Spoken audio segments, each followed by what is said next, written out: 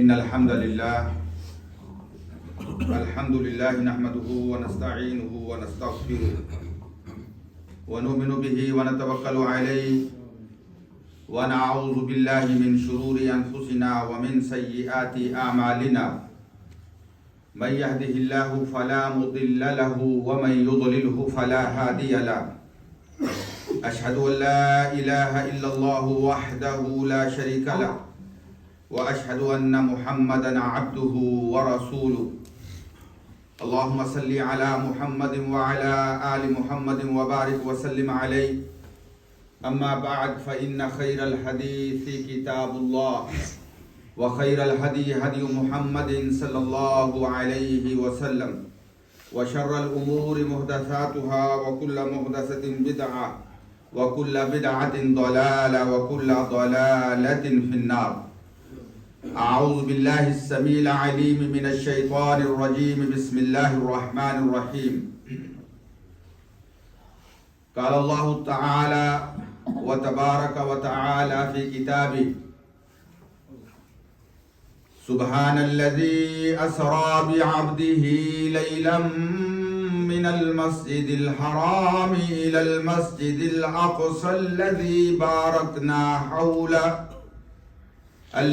باركنا حوله لنريه من آياتنا إنه هو السميع البصير. حمد و ثنا اللہ وحدہ لا شریک کے لیے، درود و سلام امام الانبیاء سید الاولین والآخرین میرے اور آپ کے آقا و مولا حضرت محمد الرسول اللہ صلی اللہ علیہ وسلم کی ذات بابرکات کے لیے. واجب الاحترام مسلمان بھائیوں، اللہ رب العزت نے انسان کو پیدا کیا ہے یا مخلوقات کو پیدا کیا ہے کہ یہ مخلوقات اللہ کی عبادت کریں، اور خاص طور پہ انسان اللہ کی عبادت کرے اور اللہ کے ساتھ کسی کو شریک نہ بنائے. اور پھر ان انسانوں کی ہدایت کے لیے اور ان کے اوپر دلیل حجت قائم کرنے کے لیے اللہ رب العزت نے اپنی کتابیں نازل کی آسمان سے، اپنے نبیوں کو بھیجا اور اپنے نبیوں کو معجزات کے ساتھ اللہ رب العزت نے ان کی مدد فرمائی اور ان کی سچائی کو قائم کیا، ان کی تائید فرمائی.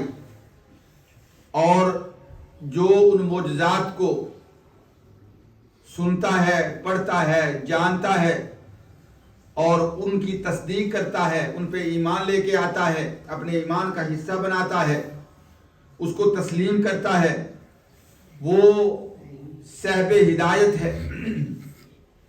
وہ صاحب ہدایت ہے. اور جو ان معجزات کا انکار کرتا ہے اور ان کو جھٹلاتا ہے وہ بھٹکا ہوا گمراہ ہے.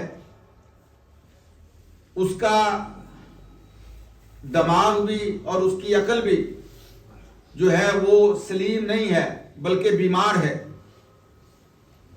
نبی اکرم صلی اللہ علیہ وسلم کے زمانے میں جب اللہ کے نبی صلی اللہ علیہ وسلم مشرکین مکہ کو، اہل عرب کو دعوت دیتے تو وہ آگے سے نبی اکرم صلی اللہ علیہ وسلم سے مطالبہ کرتے، ڈیمانڈ کرتے کہ ہمیں کوئی معجزہ دکھاؤ. اللہ رب العزت نے قرآن مجید میں بڑی تفصیل کے ساتھ یہ بات ارشاد فرمائی ہے. اللہ فرماتے ہیں وَأَقْسَمُوا بِاللَّهِ جَهْدَ أَيْمَانِهِمْ لَئِنْ جَاءَتْهُمْ لَيُؤْمِنَنَّ بِهَا قُلْ إِنَّمَا الْآيَاتُ عِنْدَ اللَّهِ وَمَا يُشْعِرُكُمْ أَنَّهَا إِذَا جَاءَتْ لَا يُؤْمِنُونَ. فرمایا یہ قسمیں کھاتے ہیں، اقسموا باللہ، اللہ کی قسمیں کھاتے ہیں، اپنے ایمان کو پیش کرتے ہیں اور کہتے ہیں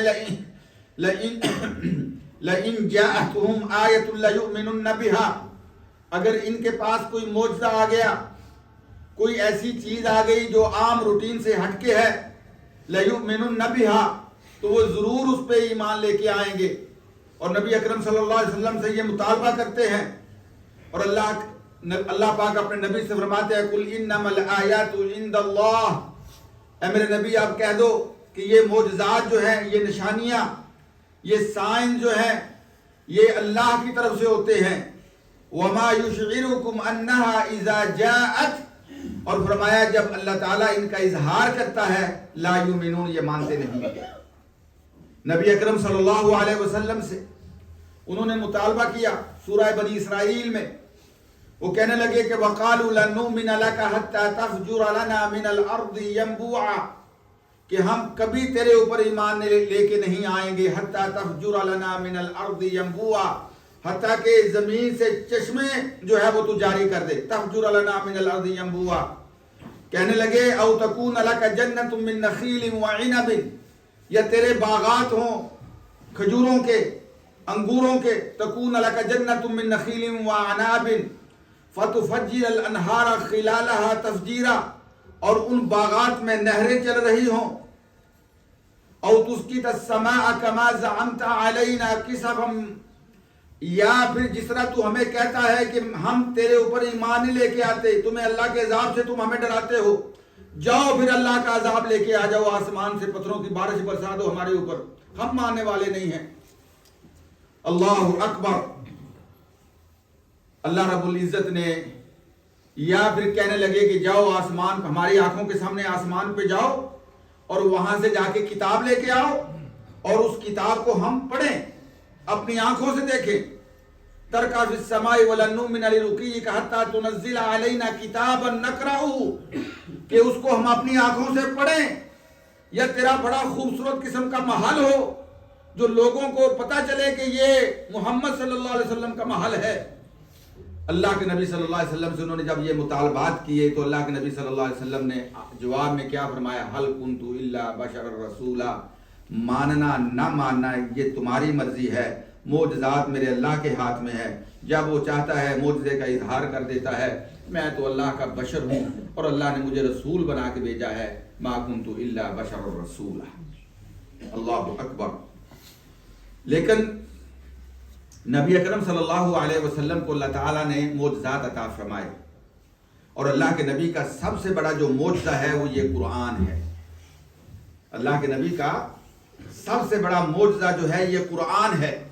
اور یہ قرآن کے بارے میں اللہ پاک چیلنج دے رہے ہیں، قُلْ لَئِنِ اجْتَمَعَتِ الْإِنسُ وَالْجِنُّ عَلَىٰ أَن يَأْتُوا بِمِثْلِ هَٰذَا الْقُرْآنِ لَا يَأْتُونَ بِمِثْلِهِ وَلَوْ كَانَ بَعْضُهُمْ لِبَعْضٍ ظَهِيرًا. فرمایا جن بھی اکٹھے ہو جائیں، انسان بھی اکٹھے ہو جائیں، سارے مل کے کوشش کریں اور ایک دوسرے کی مدد کریں. کس بات پہ؟ عَلَىٰ أَن يَأْتُوا بِمِثْلِ هَٰذَا الْقُرْآنِ، اس قرآن جیسی کوئی کتاب لے کے آئیں. اللہ فرماتے ہیں لا یاتون بمثلہ، وہ اس قرآن جیسی کوئی کتاب نہیں لا سکتے، اس لیے کہ یہ قرآن کا نازل کرنے والا اللہ ہے، یہ اللہ کا کلام ہے. یہ کسی کے بس اختیار میں نہیں ہے کہ ایسا کلام ترتیب دے دے، یہ اللہ کا کلام ہے. اللہ اکبر. فرمایا یہ ہو ہی نہیں سکتا. تو نبی اکرم صلی اللہ علیہ وسلم کے معجزات میں سب سے بڑا معجزہ، ابدی اور دائمی معجزہ، قیامت کی صبح تک جو معجزہ اللہ کے نبی صلی اللہ علیہ وسلم کا ہے وہ یہ قرآن مجید ہے. اور اسی طریقے سے اللہ رب العزت نے نبی اکرم صلی اللہ علیہ وسلم کو اور بھی معجزات عطا فرمائے. اللہ فرماتے ہیں اقتربت الساعة وانشق القمر. جب انہوں نے مطالبہ کیا تو اللہ تعالیٰ نے نبی اکرم صلی اللہ علیہ وسلم کے کہنے پہ چاند کو دو ٹکڑے کر دیا. اقتربت الساعة وانشق القمر، چاند کو جو ہے وہ دو ٹکڑے کر دیا. نبی اکرم صلی اللہ علیہ وسلم کے معجزات میں اللہ تعالیٰ نے پانی کم ہو گیا، اللہ نے میرے نبی کی انگلیوں سے پانی جاری کر دیا. یہ بھی نبی اکرم صلی اللہ علیہ وسلم کا معجزہ ہے. نبی اکرم صلی اللہ علیہ وسلم کے معجزے میں 2 بندوں کا کھانا جو ہے وہ ہزاروں کے لشکر کے لیے کافی ہو گیا. نبی اکرم صلی اللہ علیہ وسلم کے معجزات میں اللہ کے نبی صلی اللہ علیہ وسلم کے لعاب مبارک میں اللہ تعالیٰ نے شفا رکھی ہوئی ہے. اور اللہ کے نبی صلی اللہ علیہ وسلم اپنا لعاب مبارک جو ہے وہ کسی کی آنکھ پہ ڈالتے ہیں تو وہ آنکھ درست ہو جاتی ہے، کسی کو جو ہے وہ نبی اکرم صلی اللہ علیہ وسلم اس کے منہ میں ڈالتے ہیں تو وہ مریض جو ہے وہ شفا یاب ہو جاتا ہے. اللہ کے نبی صلی اللہ علیہ وسلم کے لعاب میں اللہ تعالیٰ نے شفا رکھی ہوئی ہے.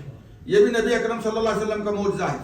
اور جانور جو ہے وہ اپنے مالکوں کے ظلم کا آ کے شکوہ کرتے ہیں، شکایت کرتے ہیں نبی اکرم صلی اللہ علیہ وسلم سے، اور اللہ کے نبی صلی اللہ علیہ وسلم ان کی زبان کو سمجھتے ہیں اور ان کے دکھ کو جانتے ہیں، ان کی تکلیف کو پہچانتے ہیں. اور اسی طریقے سے نبی اکرم صلی اللہ علیہ وسلم سے جو ہے وہ درختوں کا گفتگو کرنا، پتھروں کا گفتگو کرنا، پرندوں کا گفتگو کرنا، یہ اللہ کے نبی صلی اللہ علیہ وسلم کے بے شمار معجزات ہیں۔ اور ان بے شمار معجزات میں سے ایک معجزہ جو ہے وہ ہے الاسراء والمعراج۔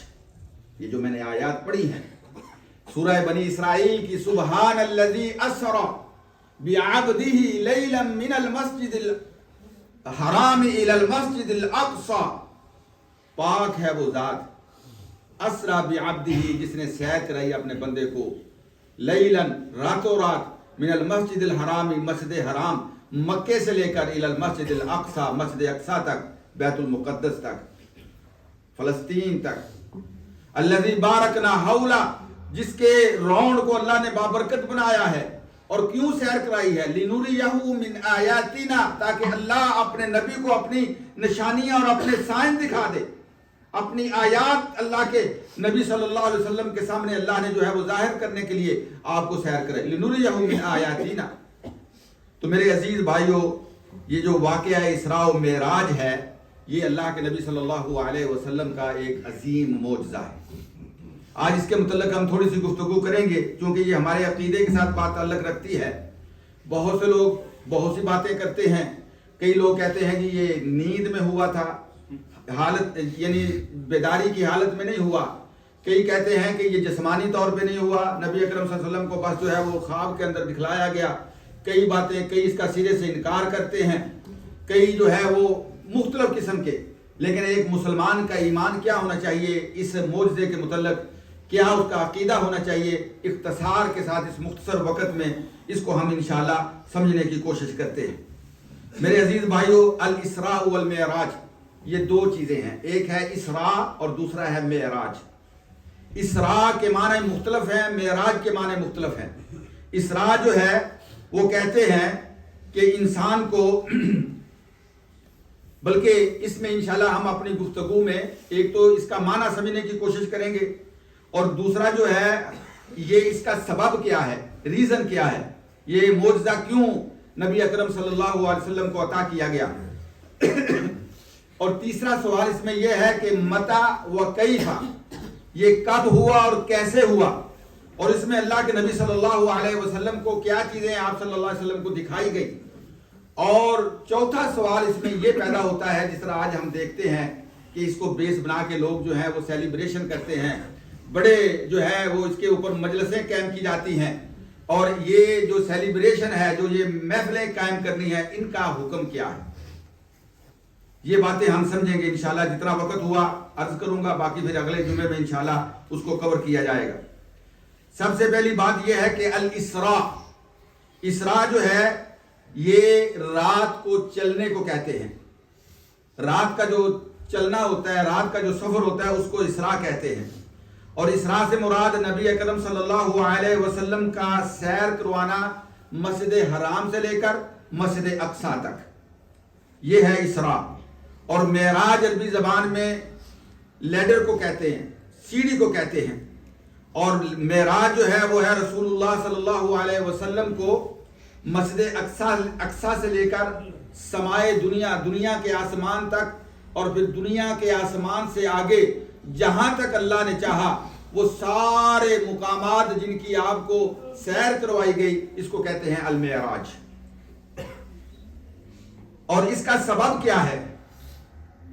اس کا سبب کیا ہے؟ اس کا سبب جو ہے وہ میرے بھائیوں یہ ہے، اللہ تعالیٰ نے قرآن میں بیان کیا، جس طرح میں نے آیت پڑھی ہے، لِنُورِيَ، ریزن کیا ہے، کیوں یہ معجزہ پیش آیا؟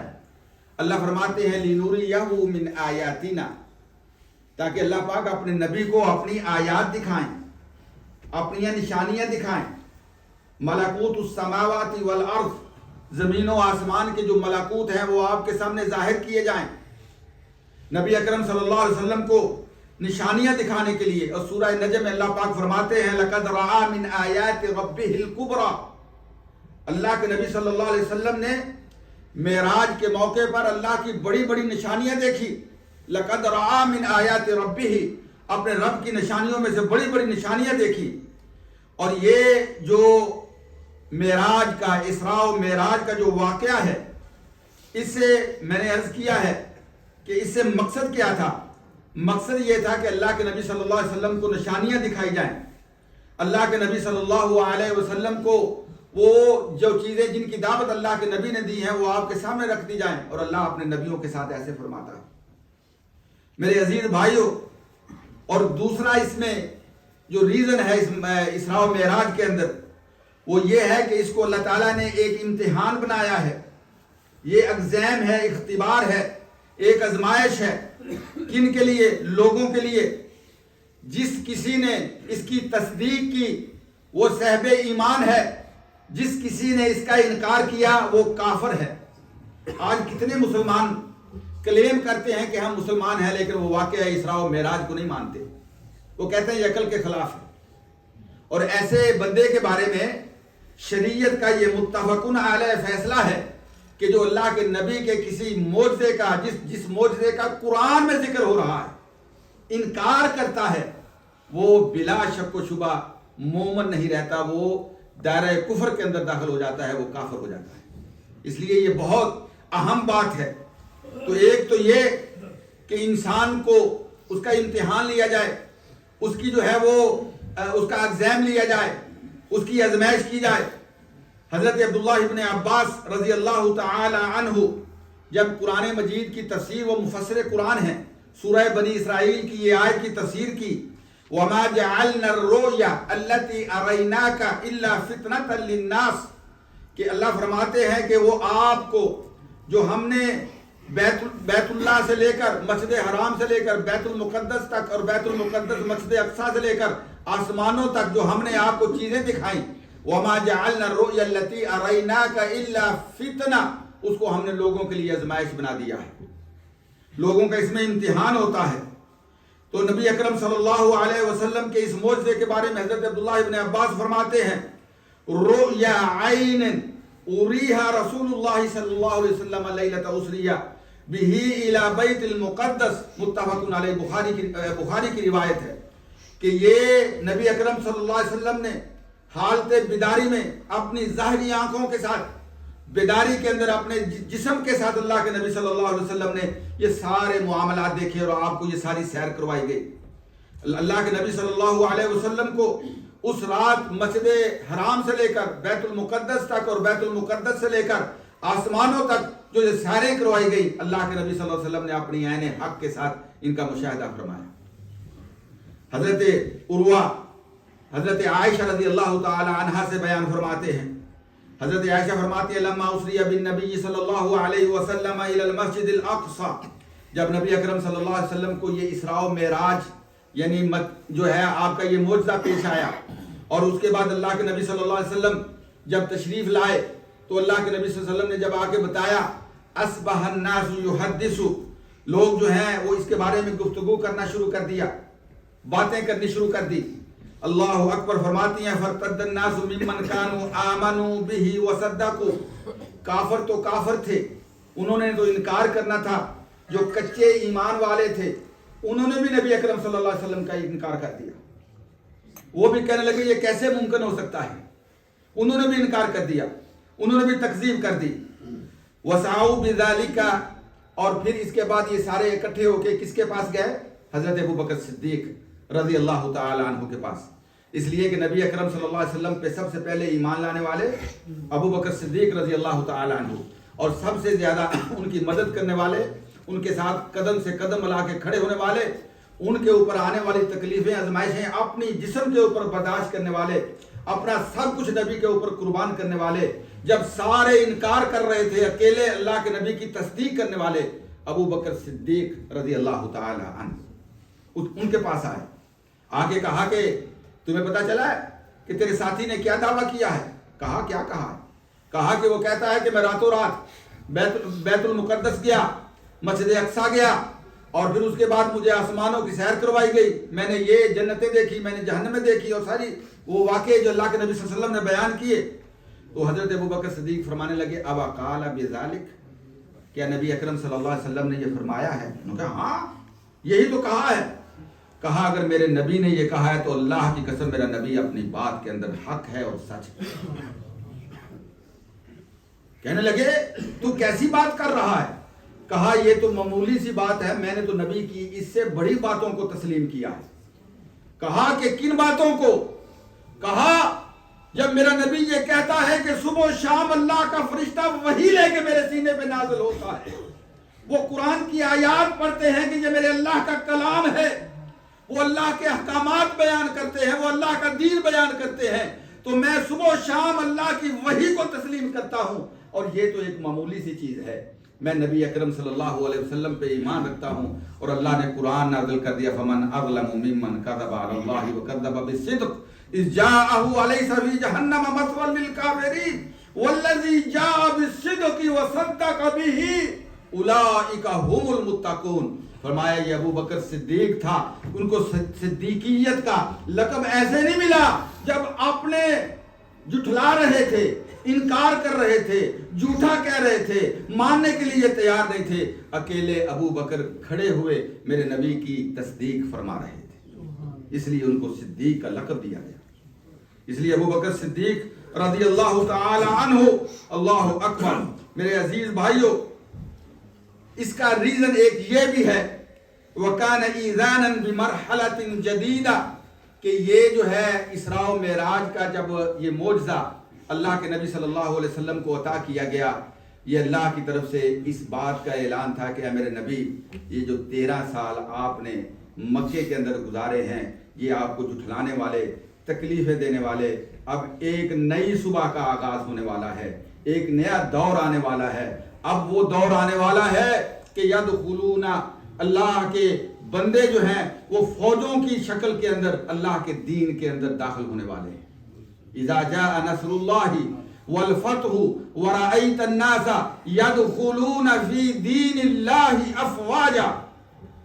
اب یہ ایک ایک بندے کے ایمان لانے کی بات نہیں ہے، اب قبیلے، قومیں، علاقے، ملک جو ہیں وہ اللہ کے دین کے اندر داخل ہونے والے ہیں، میرے نبی تیرا کلمہ پڑھنے والے ہیں۔ یہ اس بات کی تسلی تھی نبی اکرم صلی اللہ علیہ وسلم کے لیے۔ اور میرے عزیز بھائیوں، یہ اسراء و معراج کا واقعہ کب پیش آیا؟ مورخین جو ہسٹری بیان لکھنے والے ہیں، سیرت کی کتابیں لکھنے والے ہیں، ان کا اس میں کافی زیادہ اختلاف ہے۔ 6 قسم کی باتیں میں آپ کے سامنے رکھنا چاہتا ہوں۔ کچھ لوگوں نے یہ کہا کہ یہ اسراء و معراج کا جو واقعہ ہے یہ اللہ کے نبی صلی اللہ علیہ وسلم کو اس وقت پیش آیا جب اللہ کے نبی صلی اللہ علیہ وسلم کے سر کے اوپر اللہ تعالیٰ نے نبوت کا تاج رکھا، یعنی نبوت کے سال جب پہلی وحی نازل ہوئی، پھر اس کے بعد نبی اکرم صلی اللہ علیہ وسلم کو اسراء و معراج کا واقعہ، یہ امام طبری رحمۃ اللہ تعالی علیہ نے اس کو بیان کیا ہے۔ اور اسی طرح کہا گیا ہے کہ یہ نبوت کے 5ویں سال، اور کچھ لوگوں نے کہا کہ یہ نبوت کے 10ویں سال رجب کے مہینے میں 27ویں رات کو، جس طرح آج لوگ مناتے ہیں، اس کو سیلیبریٹ کرتے ہیں۔ یہ 3 اقوال ہیں، اور چوتھا قول جو ہے وہ یہ ہے کہ یہ نبوت کے 13ویں سال ہجرت سے 16 منتھ پہلے، 16 مہینے پہلے یہ واقعہ پیش آیا۔ اور ایک قول یہ ہے کہ نبوت کے 13ویں سال اور ہجرت سے 12 مہینے پہلے یہ واقعہ پیش آیا، اور ایک قول یہ ہے کہ ہجرت سے 1 سال پہلے ربیع الاول کے مہینے میں نبوت کے 13ویں سال یہ واقعہ پیش آیا۔ لیکن جو پہلے 3 اقوال ہیں جن میں یہ کہا گیا کہ نبوت کے پہلے سال ہی، یا نبوت کے 5ویں سال، یا نبوت کے 10ویں سال، یہ باتیں جو ہیں یہ باتیں ویک ہیں۔ کیوں ویک ہیں؟ اس لیے کہ نبی اکرم صلی اللہ علیہ وسلم کی، اللہ اکبر، شریک حیات میری اور آپ کی ماں ام المومنین حضرت خدیجہ رضی اللہ تعالی عنہا کی وفات ہوتی ہے نبوت کے 10ویں سال، نبوت کے 10ویں سال ان کی وفات ہوتی ہے۔ اور جب ان کی وفات ہوتی ہے اس وقت تک نبی اکرم صلی اللہ علیہ وسلم پہ 5 نمازیں فرض نہیں ہوئی تھی، اور اس میں امت کا اتفاق ہے، کوئی بھی اس سے اختلاف نہیں کرتا کہ یہ 5 نمازیں اللہ کے نبی صلی اللہ علیہ وسلم کو، اس امت کو کب اللہ تعالیٰ نے گفٹ دیا؟ جب اللہ کے نبی صلی اللہ علیہ وسلم معراج پہ تشریف لے گئے۔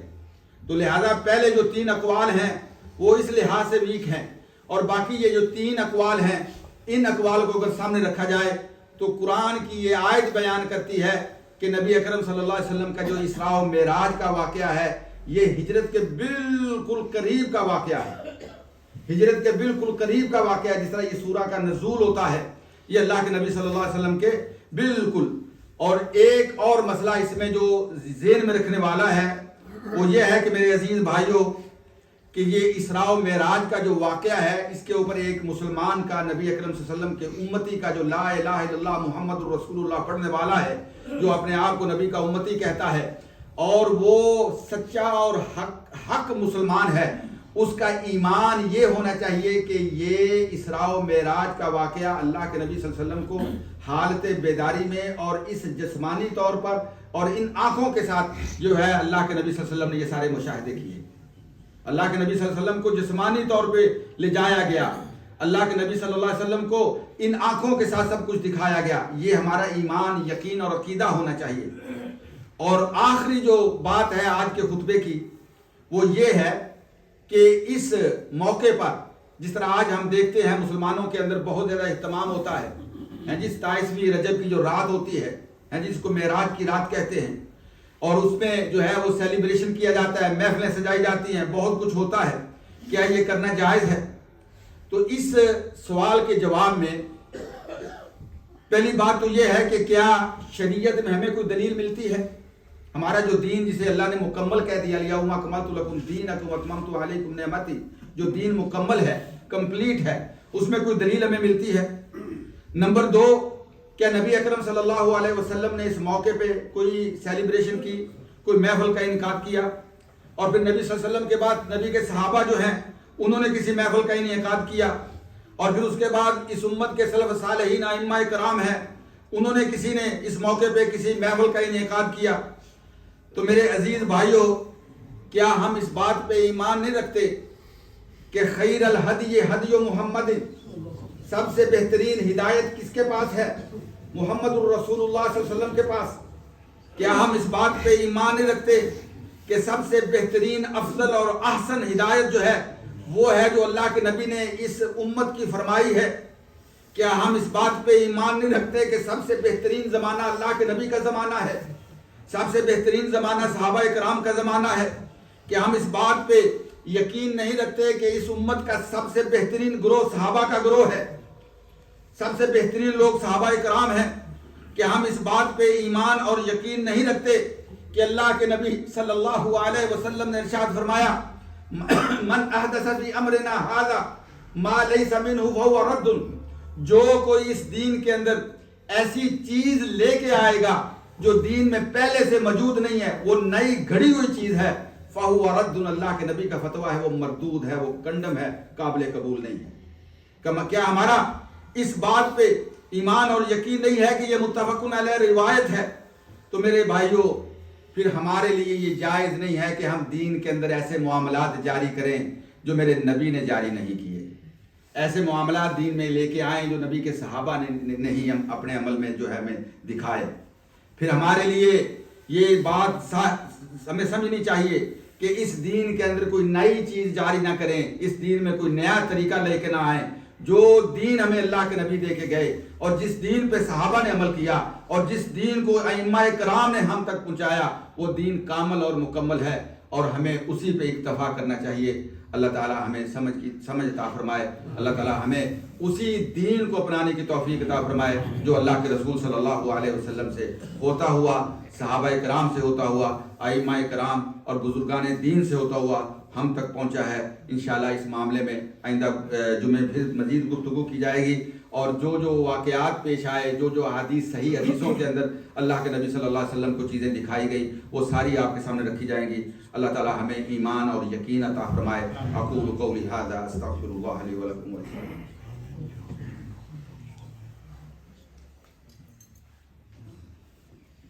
الحمد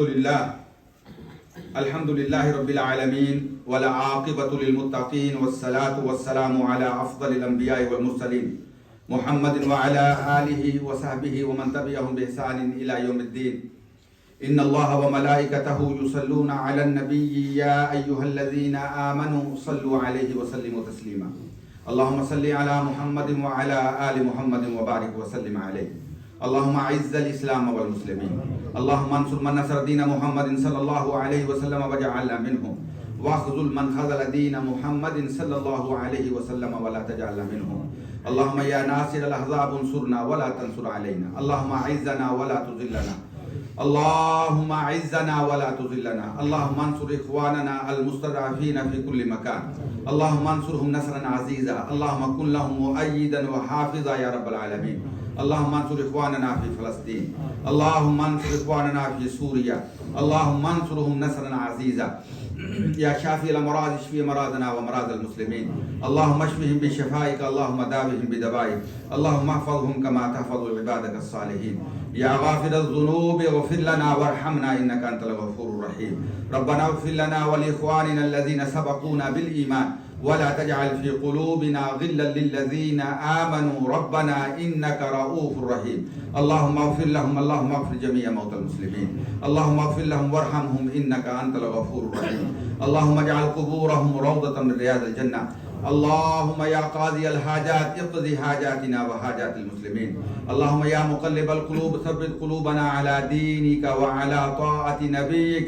اللهم أرنا الحق حقا وارزقنا اتباعه وأرنا الباطل باطلا وارزقنا اجتنابه.